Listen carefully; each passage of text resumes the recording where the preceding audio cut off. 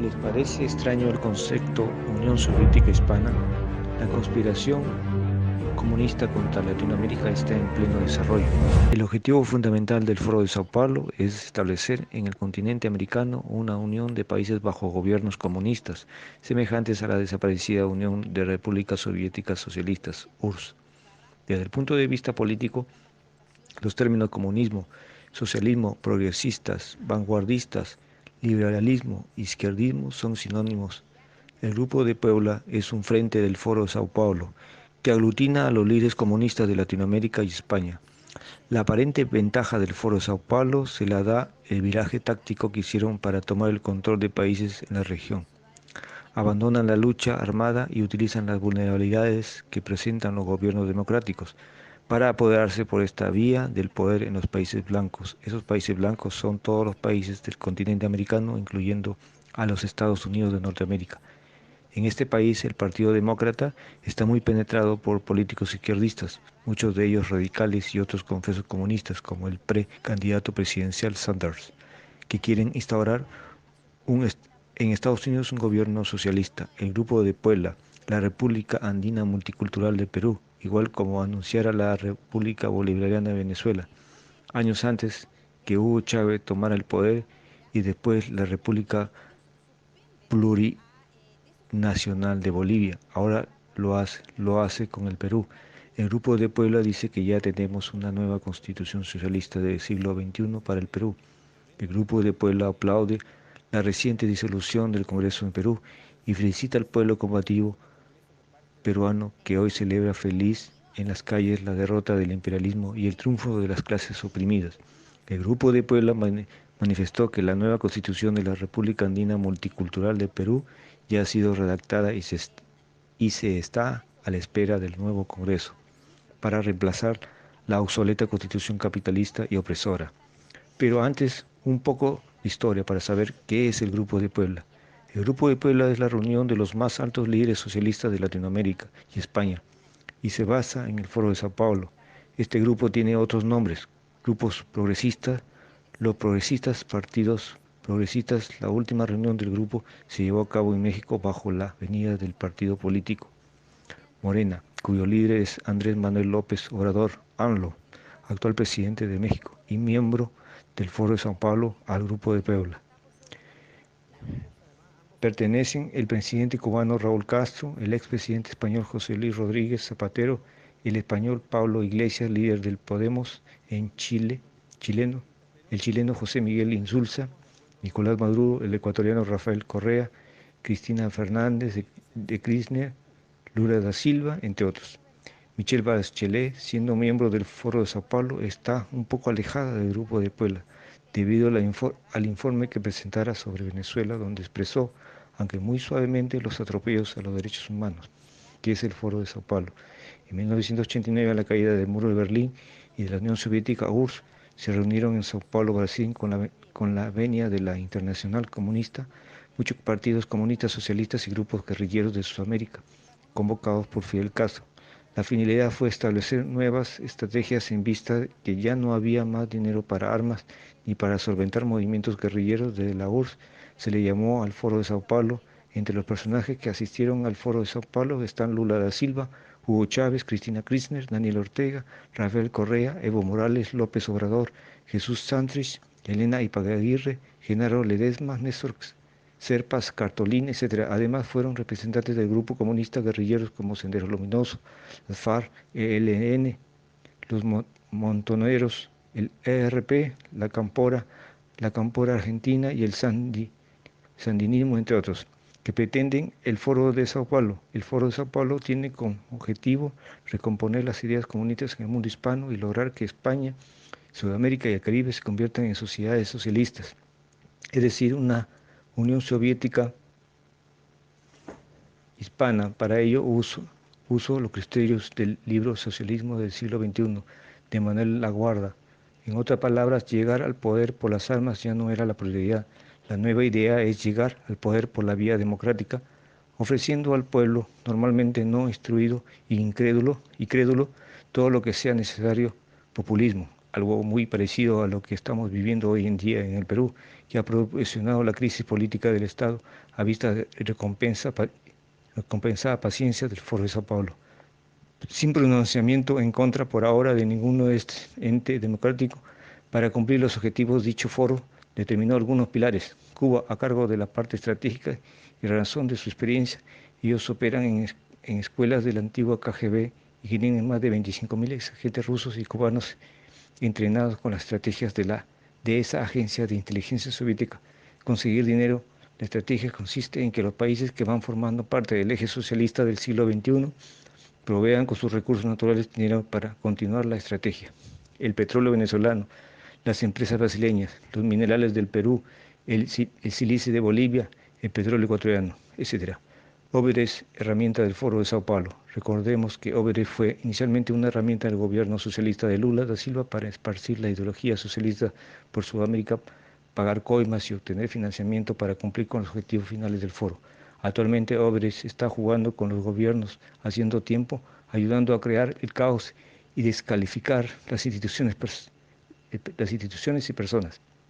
El grupo de Pela nunca imaginó que la herramienta de Óveres sería tan efectiva para cumplir uno de sus mejores objetivos fundamentales, que los países digan todo esto está podrido, diremos abajo la democracia, usar cualquier medio posible. El objetivo es conquistar el poder democráticamente, por lo cual la finalidad es aprovechar cualquier sentimiento, rechazo o sentido de debilidad existente en el pueblo, tales como el nuevo orden mundial, el aborto, el ambientalismo, la identidad de género, el feminismo, el cambio climático, la inmigración indiscriminada, etcétera.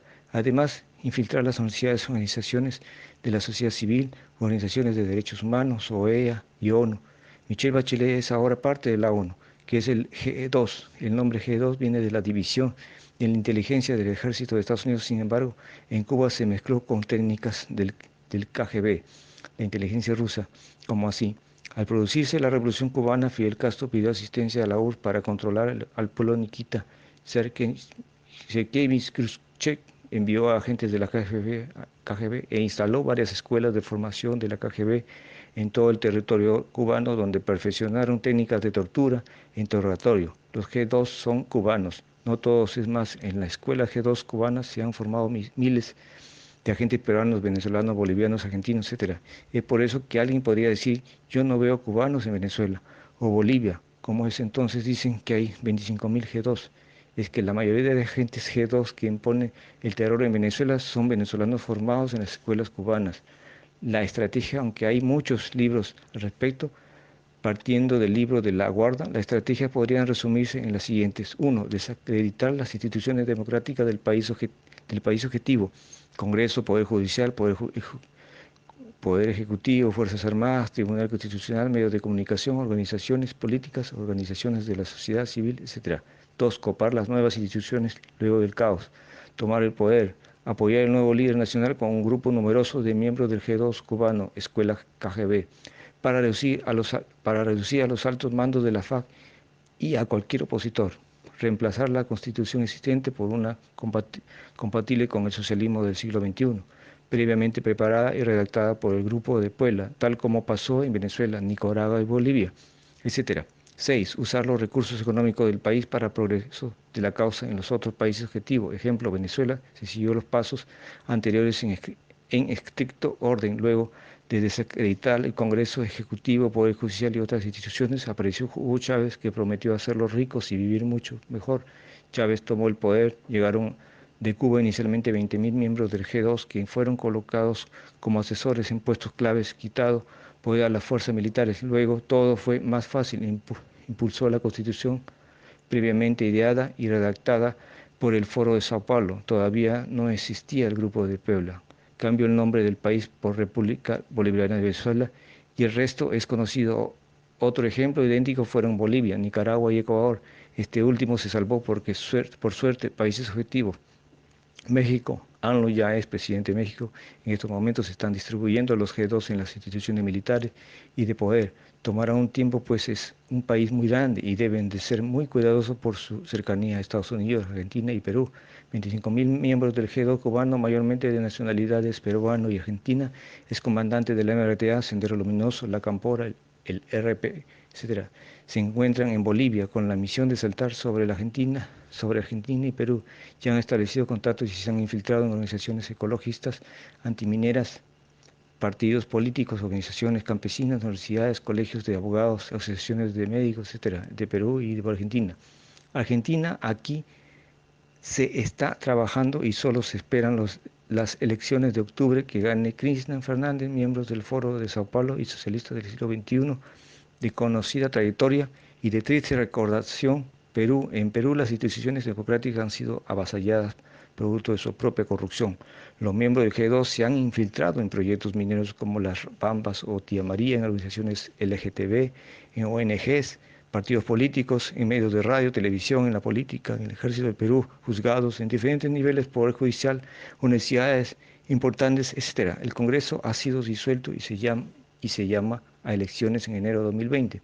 Es el momento ideal para que muchos miembros del G2 se hagan congresistas. Actualmente en Perú se cuenta con conocidos políticos, periodistas, jueces, fiscales, empresarios que se han preparado en las escuelas del G2 cubano y muchos ni siquiera se conocen entre ellos.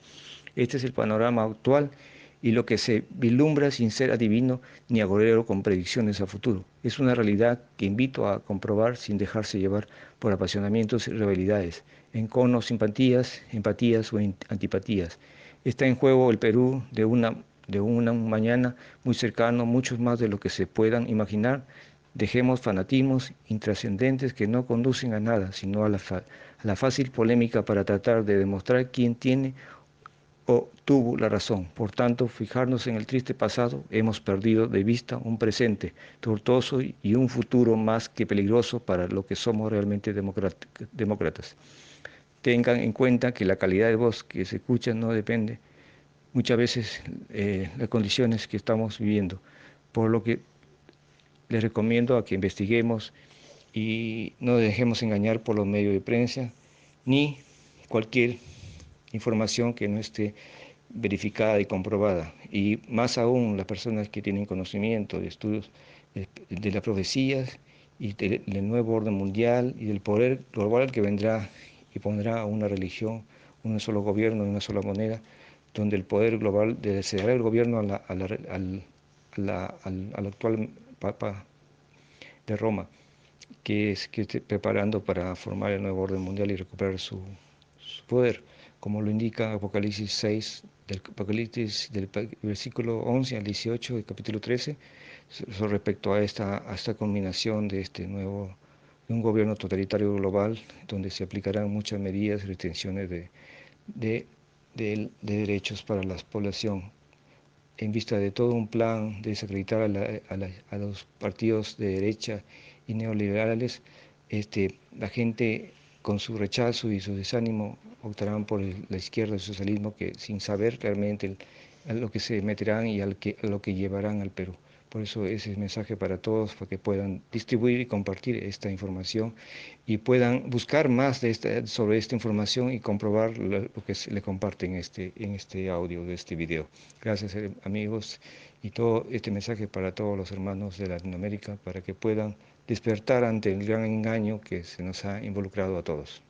Gracias. Viva Latinoamérica.